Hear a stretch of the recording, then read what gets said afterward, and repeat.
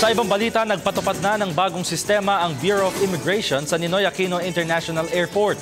Sa pamamagitan nito, mas magiging mabilis at maayos na ang serbisyo ng ahensya para sa patuloy na dumaraming bilang ng mga turista sa bansa. Disamburon sa detalye.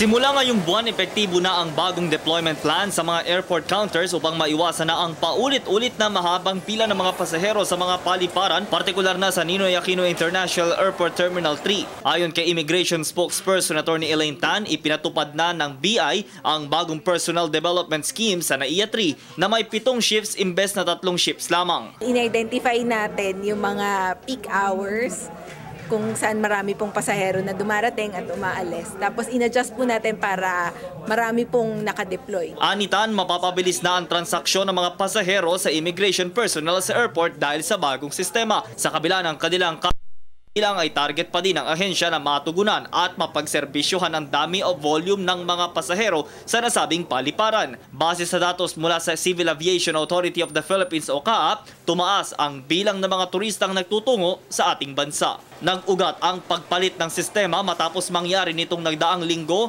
ang pag-abot sa mahigit 1,000 pasahero mula sa 11 flights ang naipon sa NAIA 3 na kung saan tanging 8 immigration officers lang ang nakatalagang mag-asikaso. Dahil dito, napaulat din na ipinatawag at pinagpaliwanag na ni Immigration Chief Sigfred Mison ang terminal head at duty supervisor noong mga oras na yon para alamin ang detalye nito at para sa agarang tugon dito.